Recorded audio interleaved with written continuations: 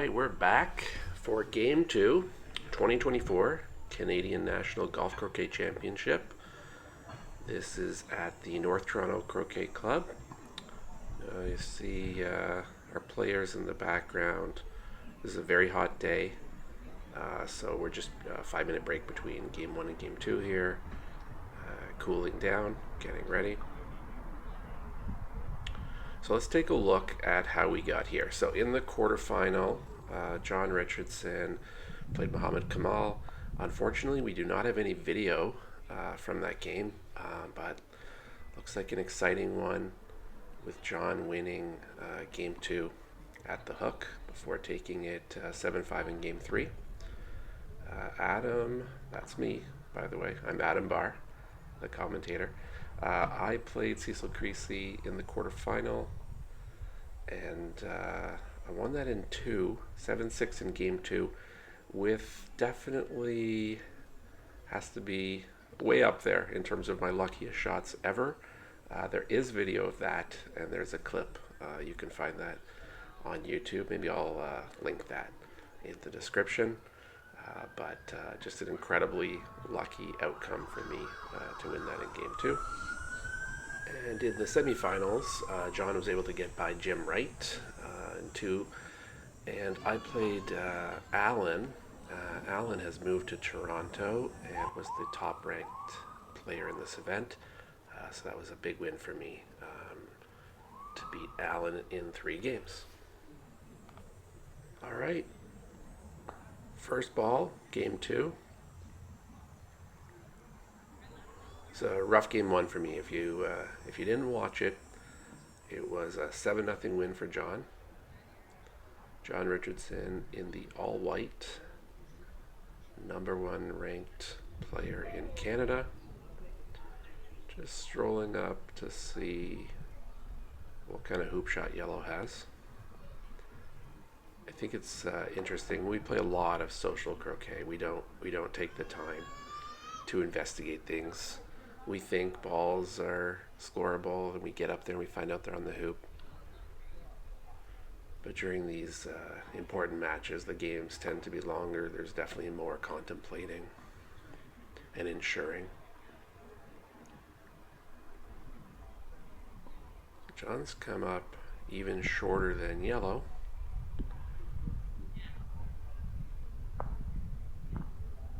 It's interesting. I edited this, but I did not actually pay attention at the time to particular shots. So I'm seeing this back. Most shots for the first time. There's a few shots throughout this match in particular that I still remember. Hoop 9. Hoop 9 will always be a favorite, I think.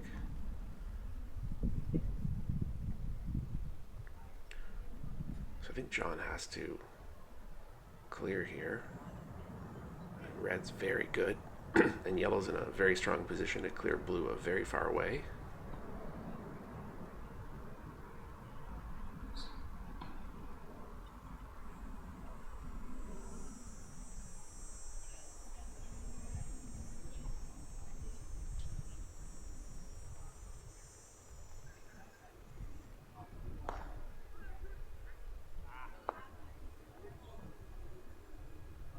So that's not the outcome John would have been hoping for, but it was pretty strong because yellow previously could have cleared blue all the way to corner 3, but now can only clear it 7 yards away from red.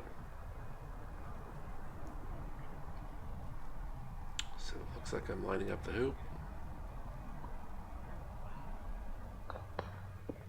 Soft attempt, Jaws attempt, bounced out, and disappointing.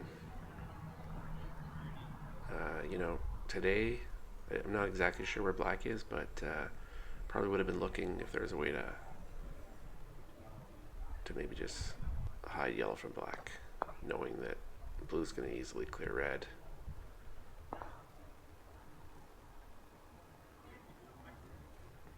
Fair warning, I do know that this hoop takes a a very long time. We're going to have a big battle here.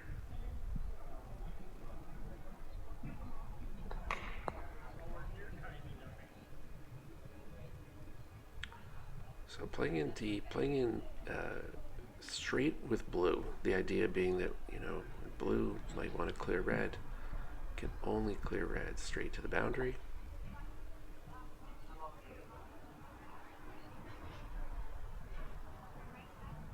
And black there is just, there's nothing else for yellow to do but to clear that.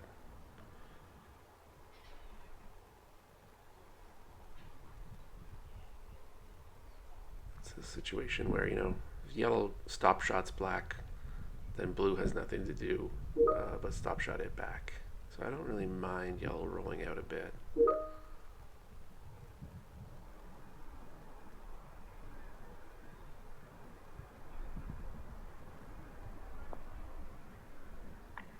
John plays these blocks very nicely with an Irish grip. Typically he'll play all his clearances, hoops, with a Solomon grip.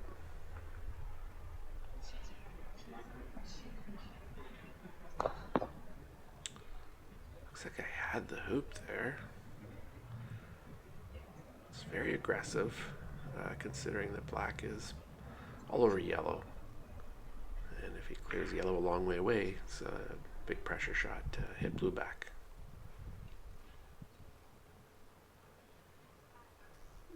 It's definitely the right mindset, I think,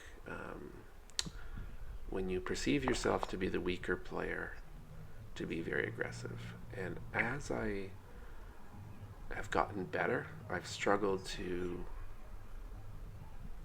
change that mindset where I'm not necessarily the weaker player, but I still feel like I am. So not in this match, but in another tournament earlier in 2024, I played just way too aggressively against John, just trying to make every hoop, if I could see it, no matter how speculative it was. And unless you're on fire, you're going to miss a lot of those tough hoop shots and leave him easy shots. So something I'm trying to work on is realizing that I'm not the same player that I was when I started.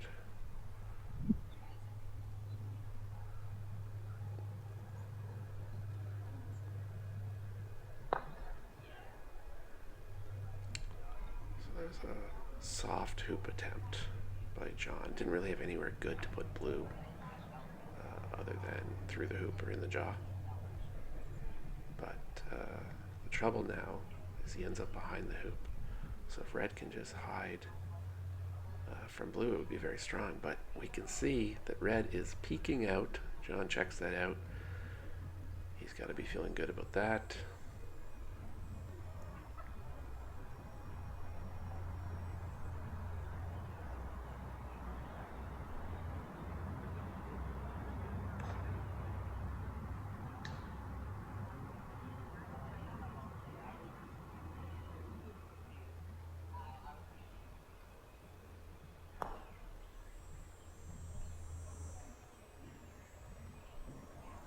I guess he really wanted to be sure, give himself two chances to clear that red because it is in such good position.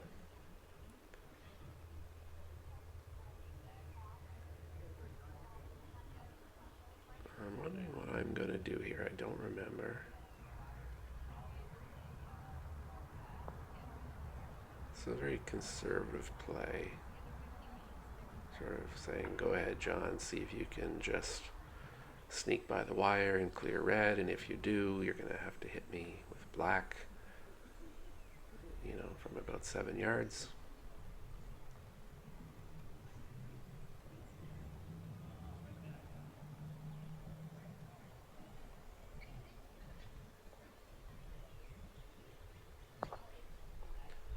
Oh yeah, that was very close to the wire. Great shot.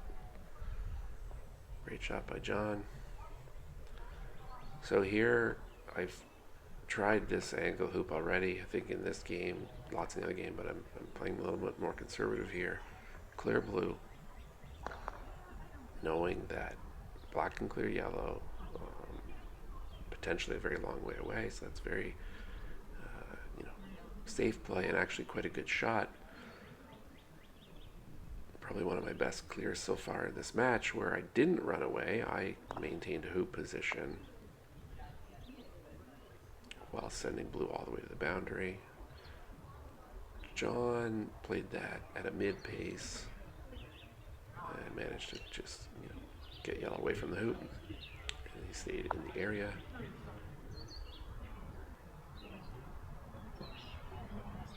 It looks like a really nice yellow. Might be blocking black's angled hoop, but either way, it's right back in front. So red and yellow are looking strong at this point for this hoop.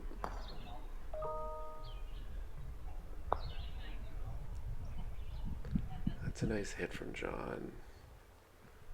Took yellow from probably 98% to run to much lower percentage odds. So the hoop is open here for red.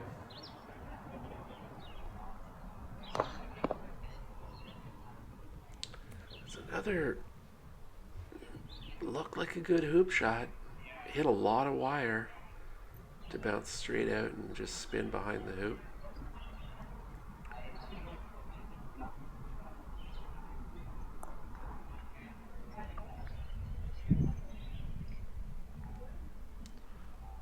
So John has hidden from red, which means yellow cannot opt for the hoop here, have to clear black.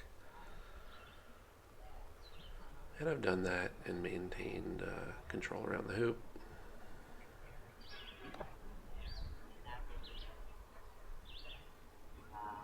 So John plays deep again, just controlling the angles, right, where you can be cleared to.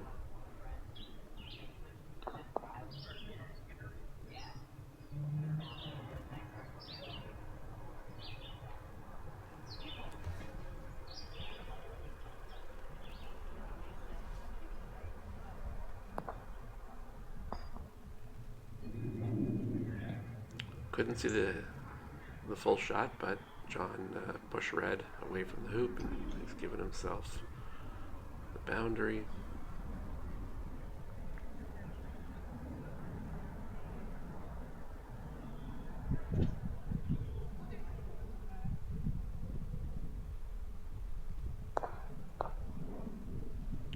So I started playing croquet in 2022, found the game quite by accident. I was curling, and there's a member here at North Toronto, Phil Parsons, who was a curler and invited the curling members, come and try croquet. And I tried it, and absolutely from the first minutes loved the game, loved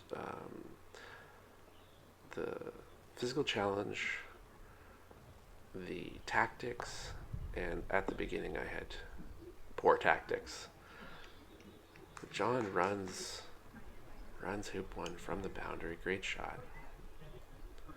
Disheartening for me, as I had control of that hoop for many rotations. So as I was saying, I loved croquet right away, and I wanted to play and I wanted to learn, but there's very generous members at the club. Amr Hamdi in particular, that first year, invited me out and encouraged me and played with me and taught me so much, but still I wanted more. So I was all over YouTube. The World Championships 2022 were that summer, and I consumed every second of those videos, probably multiple times. The commentary and just watching the game at the highest level was huge for me in terms of what's possible, what I need to work on, and then the tactical discussion. So I have a passion for trying to create similar content. So this video is really made for that one person who will find it when they start playing croquet, and hopefully they can take some one little thing away from this, and that'd be great.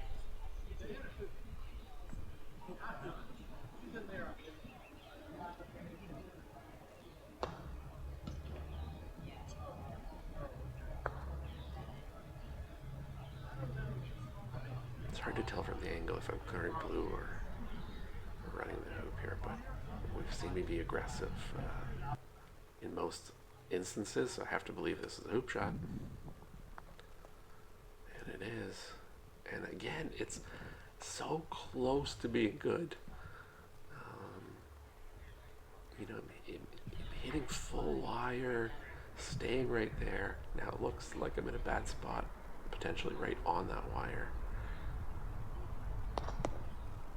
That was an interesting jump. John normally hits that with more angle. And you saw that it did fly, but it did not fly high enough to clear the ball. So really it's just served to free me up. So I know he won't be happy with that outcome or that effort. And boy, by the angle again, I'm surprised here because I have not seen this, but it looks like I'm shooting that hoop. And I was. That's probably too aggressive here. You know, I could have cleared black and sort of reset.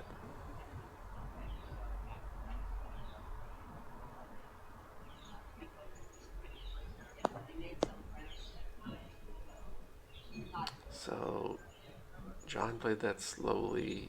He appears to be in the jaw. Yellow doesn't look like he could do anything about it. Red perhaps has enough angle to be able to move black out of there. There's some sort of discussion between John and I here, so I'm not sure if it's a sequence. Maybe I was thinking of playing red there. So this looks challenging too, right? Because blue looks like it's... How am I going to move blue any distance without hitting it into the wire while trying to keep yellow in the area? Oh, fairly good job there. I guess the big risk would have been, you know, somehow blue hitting black through.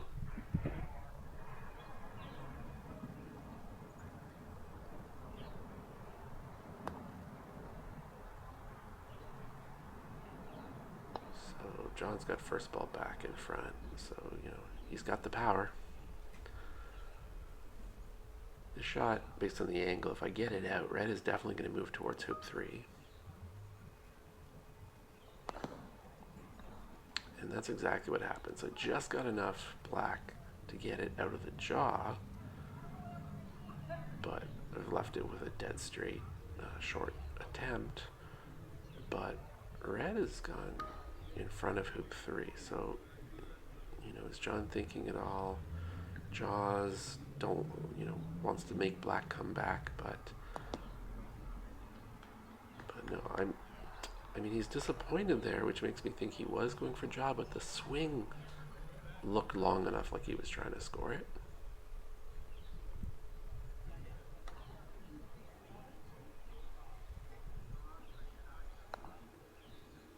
So I do remember very distinctly the thought entering my mind. I think when I get over here and I'm just sort of standing, like, yeah, I remember being right there, and I'm thinking right now, it's 9-0. It's 9-0. I've lost 9 hoops in a row. But quickly trying to bring myself back to reality that it is 2-0. And in golf croquet, it is quite easy to lose the first 2 hoops, just because when the player scores hoop 1, often they'll travel down to hoop 2 and take control of it. But you'll often see players win hoops 3 and 4 because the same thing happens. They get first ball, to 3, the player that loses hoop 2. And if they can run through hoop 3 down to hoop 4, they have control. So you'll often see games go 2-0 one way and then be 2-2 quite quickly. So while I did have that thought, 9-0, got to get that out of my head.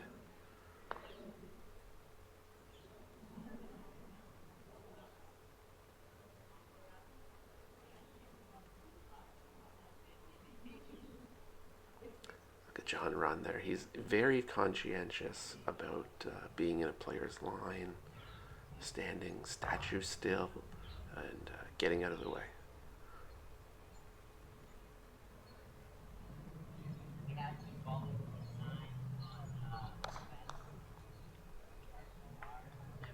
That was a nice hit too. So I think we've seen now a couple instances where my swing seems to be getting straighter, some better, more center ball clearances. Even the hoop attempts, maybe they're getting closer. So this goes back to my commentary in game 1 where I didn't have conscious nervous feelings, but I believe that subconsciously or just physiologically I wasn't playing my normal game. That's a good shot, and almost a great shot. Blue almost stayed right in front. But as the game, or as the match goes on, I think, my comfort level equalizes. Now, I don't like that. I don't like that at all. Looking back at it, it's very dangerous.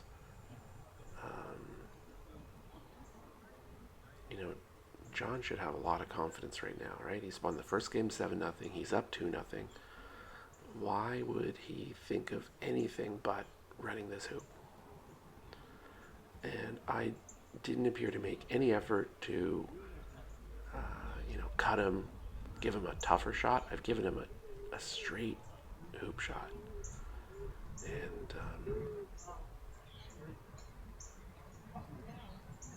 could be, actually thinking back, this one I remember, John's going to miss. Spoiler, if John were to make this shot,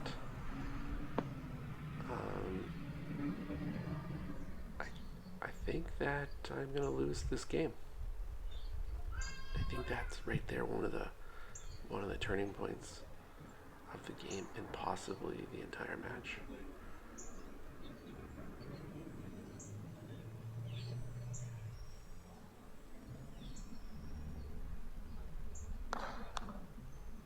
There's another pretty good hit.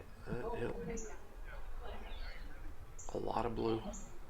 Yellow stayed somewhat in the area. In game 1, they were just wicking balls, and they were really useless.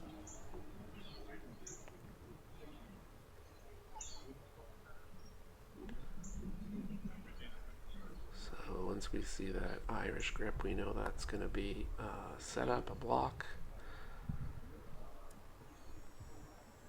And I think from John's perspective, he's show me you can make a hoop. Show me you can hit a straight ball. So I get the idea there. Oh boy, he's on the board. Exuberant cheering from the crowd for that. They're trying to pump me up.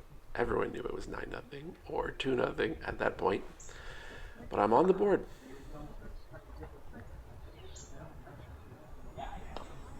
Looks like John had a wasp or something giving him some trouble.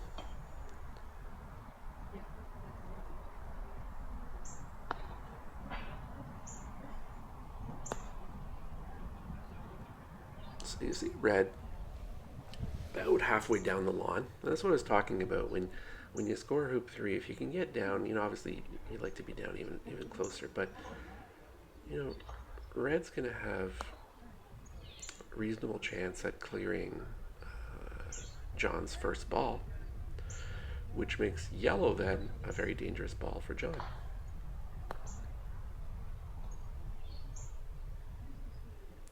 If you watched video game 1, I talked about that weird curvature effect on these side shots because we're looking at camera stitching together. There's a lens on each side of the camera, but these side shots, it's stitching together the two views, and that causes that distortion. It makes it look like the players aimed poorly, like the ball did not actually curve like that. But that was good enough to ensure that black can't run the hoop.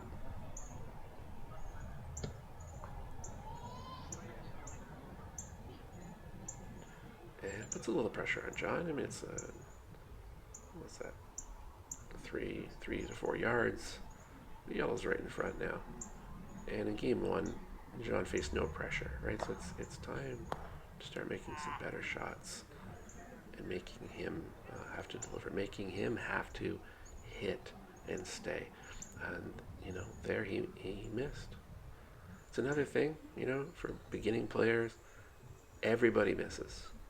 You watch any match of the top players, they will miss shots that you think they won't. I think what really separates top players is they miss a lot less in critical moments. But everyone fails hoops. Everyone hits poor roquets that miss or glance off balls.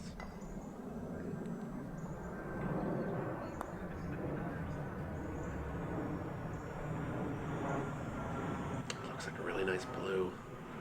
Red might have been thinking hoop there. When I had cleared John in front of hoop 4, Red had moved over legally and would have been fairly aggressive. But I'm gonna have some more confidence at this point in the game, right? I've come back. It's 2-2. You see me down like I'm reading a putt. So I grew up golfing a lot. I haven't golfed as much in the last 10 years, but there was a time I was golfing 100 rounds a year, and I feel very comfortable getting down to line up a putt. It just feels right in croquet. That's a great shot. Obviously got the line right. Very challenging. Had to pick blue out, leave red there from a distance. That's a huge confidence booster for me, and I'm sure a little wake-up call for John. Like, he might be picking up on what I've picked up on in this game is I'm hitting better, right? My shots have been getting better, and I'm going to make him work for this.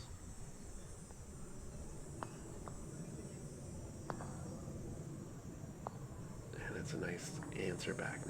It's kind of like a flip, though. That's what I was doing in game 1. Yes, I hit the ball, but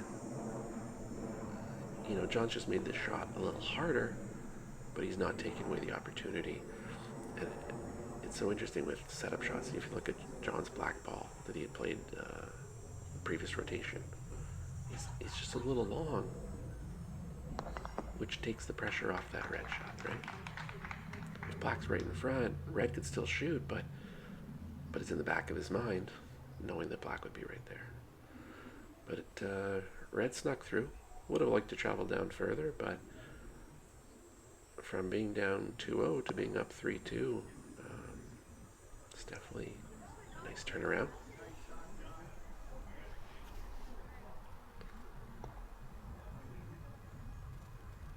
Still rocking the wet towel out of the back pocket. Feels like over 100 degrees on this day. Stay tuned for game 3 when we have thunderstorm roll through. All that humidity builds up, and it happens right at a very critical moment. I won't spoil that one yet.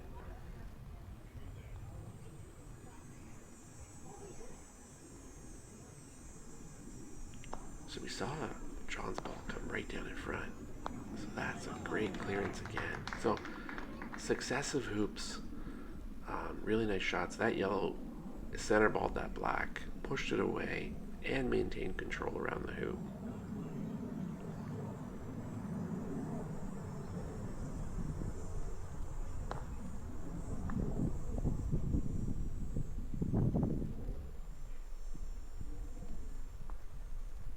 I'm sure John would have been trying to get blue closer to the hoop. So red here, see we go up and around the peg extension.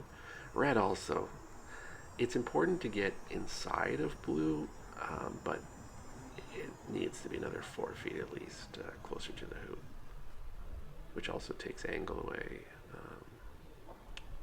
if John goes to clear me there.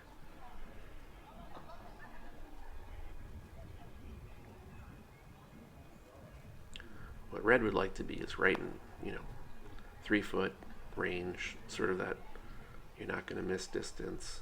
Yellow's been hitting really well. Line up a clearance on blue, send blue to the far boundary, and then potentially have a short hoop. John's played a great block in, which gives him some protection, right? So yellow here will shoot at blue, even if I hit blue to the far boundary. Red is either going to have to be super aggressive, jump black, try to steal the hoop, or clear black.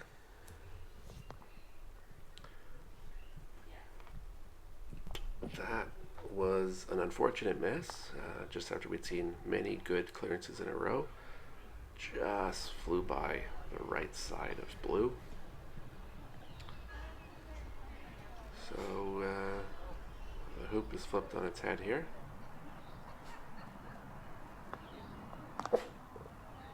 John has gone for the wire. And we can tell he's done it because he's fist pumping. He had 2 choices there, so playing for the wire, like he's done. Another one would have been sending red to the boundary and blue in front of hoop 7. That would have been more risky, especially with someone who's showing the Croquet is there. You're just putting all your eggs in one basket, where if red clears black from the boundary, the hoop's a full reset with blue far off. So I was completely wired, so I've played back. I think I recall playing it there, forcing black to score. What you don't want is him setting up some other advantage. So being where I was, with a chance to clear, I think it sort of forced him through the hoop. Sometimes you gotta give up, and that's another lesson for beginner players. You can't win every hoop, and the game is not about winning every hoop, right? The game is first to 7, so you need to decide at what point you're giving up on a hoop and trying to prepare yourself for the best chance to win the next hoop. That's quite a nice yellow from that distance. Definitely in hoop running position.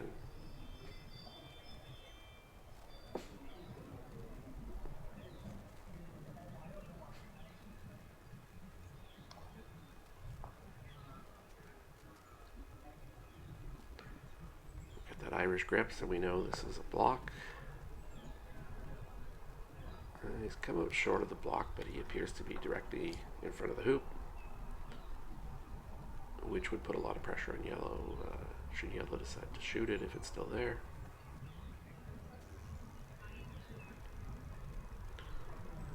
So it looks like I'm lining up, get rid of blue.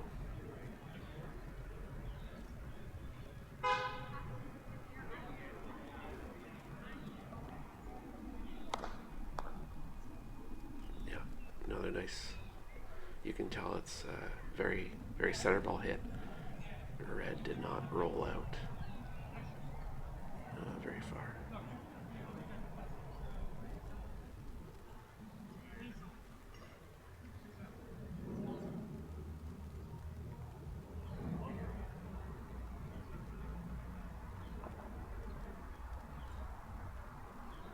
John, I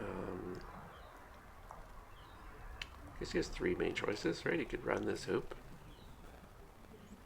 It's from a pretty good angle. He could clear yellow, which really just resets the hoop. Or he could block. I think if he did play the block, yellow might try the jump, although with blue being all over red, maybe not.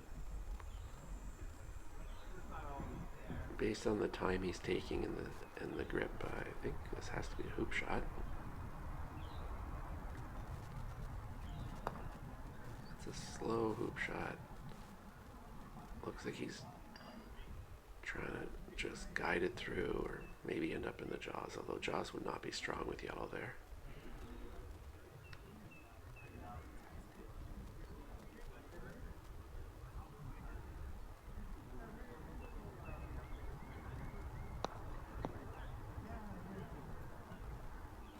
So that was a slow, much slower than my normal pace if I was trying to run that hoop. So either I was just trying to ensure it went through, not really caring about the next hoop, just trying to go up 4-3, or I was going for the jaws, which is exactly what I got.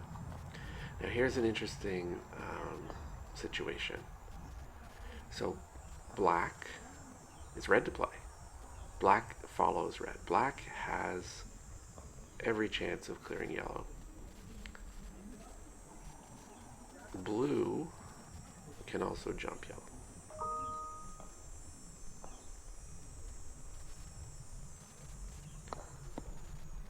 So I've taken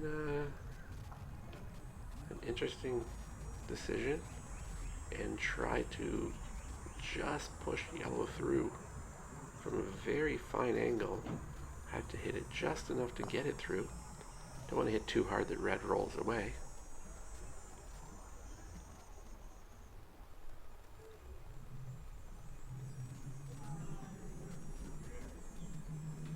At this point, I've told John that I think it's through. And he'd like some confirmation. Yeah, I think it's through, but just want to just state that The ruling is if it's so close, you can't actually make the determination. that's right.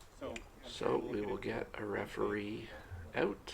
That is Greg Hanna. I'm okay with being like frame that. Greg is a member of the Croquet Canada board. I believe he might be the president of the Lawrence Park Croquet Club. If he's not the president, I know he's involved in a big way at that club. So he comes out and confirms that yes, that yellow is through, giving me a 4-3 lead.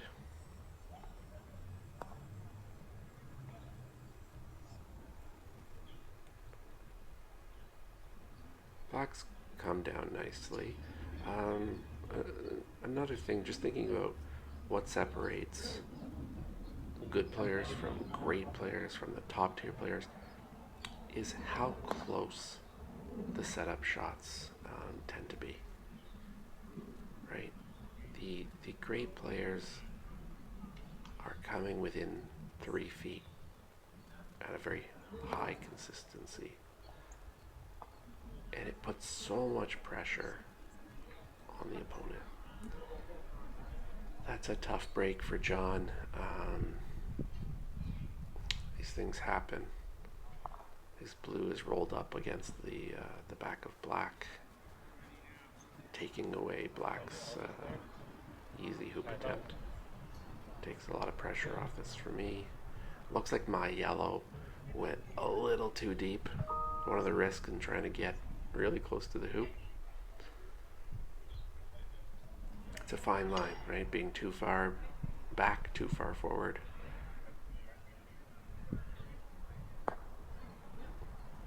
Nice follow through there. Great pace, but the line is poor.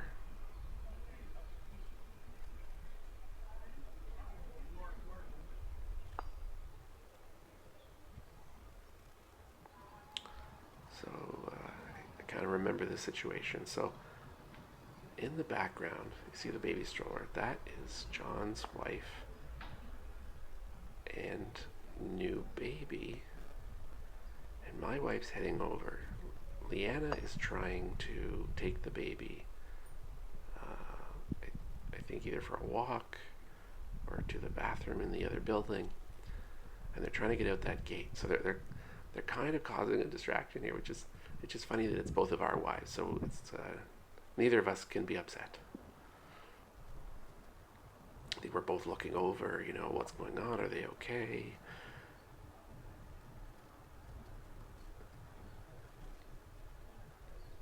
I'm taking a long time on this decision.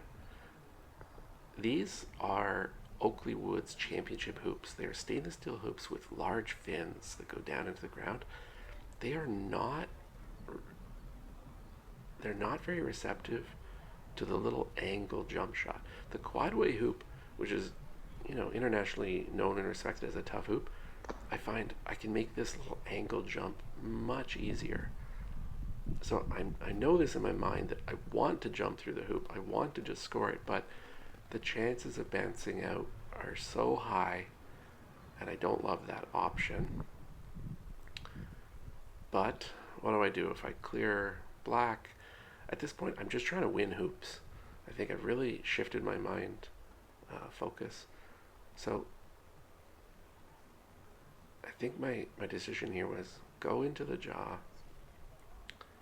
Blue's either going to have a long jump like he's got. John's backing off. Is he thinking, or is he frustrated by the commotion in the background? I'm looking over, and I think he was thinking, do I take on the jump? But he's decided to clear red. Now, I do think I did think that if he clears me, that I will just clear black back.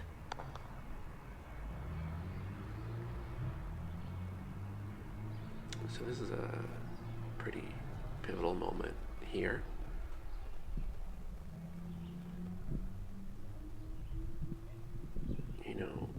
John's going to make that jump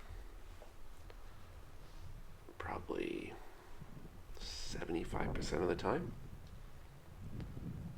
And so I'm really focusing up on this shot. This is that idea that in critical moments, good players will make the shot they need.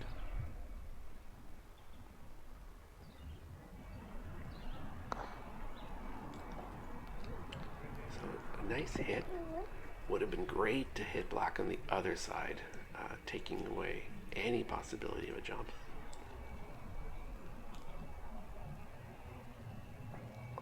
I am well accustomed to John making the bouncing bomb, the Barnes Wallace, whatever you want to call it. He is good at this shot. So I know that there's a chance he's going to make it. And I actually, from playing a lot of match play in golf, I think it's a really good mindset to expect your opponent to make what seem like improbable shots. What I like to do is think, okay, John's going to score that, and then what will I do? Then what shot will I have next? Just as sort of a mental preparation for when those things do happen. That was definitely not John's best effort. But dear watcher, stay tuned for Game 3 when John makes an incredible, even longer bouncing bomb. So I've dodged a bullet there. I've gone through and I'm up 5-3. Now, again, here's an interesting one. I'm looking at this for a long time, so I feel like I'm certain that I did not pay any attention when I was scoring yellow, because I believe yellow might be in red's way. I think I've caused my own issue here. I could have hit yellow to the line.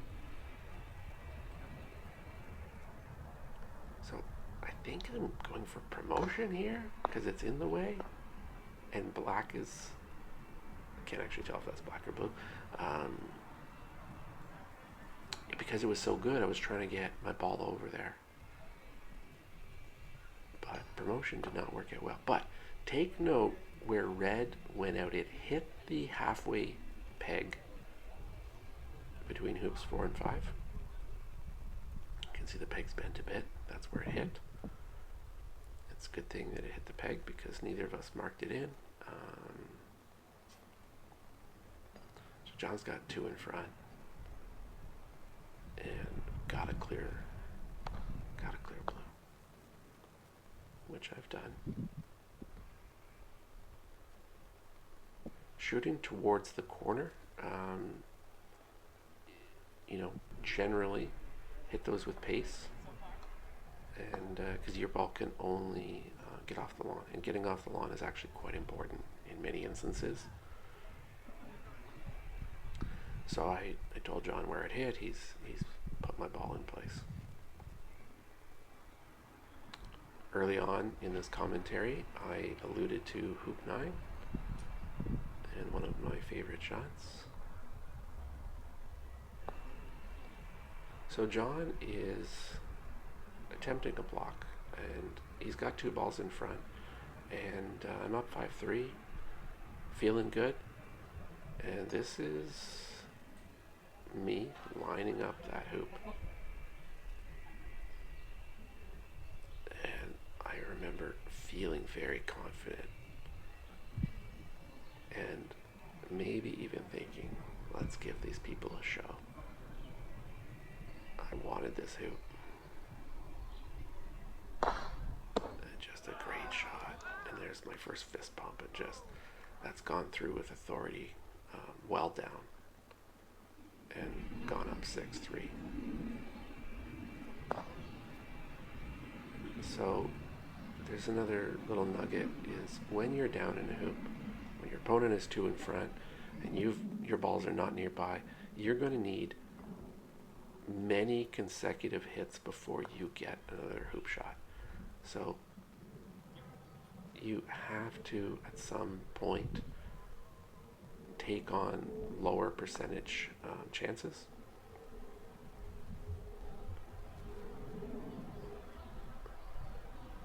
Because otherwise you're just going to be chasing the hoop and very likely to lose it anyway. So because red went down so nicely, it's given me a very powerful position here. The towel was blowing in the wind, bugging me. Another good tip, don't try to push those things out of your mind. If it bugged you, stop, reset. So just trying to play a nice clearance on black here. So very lucky in one way. Black was meant to be all the way on the far side of the lawn, which John would have had to hit yellow from a great distance, otherwise yellow would have had a hoop shot. In the end, I hit black into blue, so black is not as far away as I was hoping for it to be, but it also cleared blue, giving me absolute control over this hoop. So John hits red there. Not sure, maybe I got even more lucky than I knew, and maybe black was hidden from yellow. That's possible, but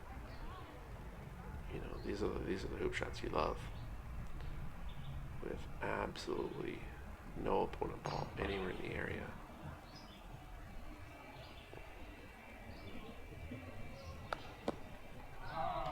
And started to make some hoop shots. So here we're conferring that, yep, it's lunchtime. Everyone's been eating. We've been out there now a long time in the sun. My confidence has gone way up.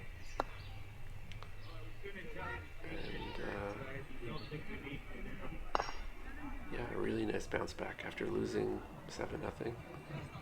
Great to not only win, but to win convincingly. We'll see you for game 3.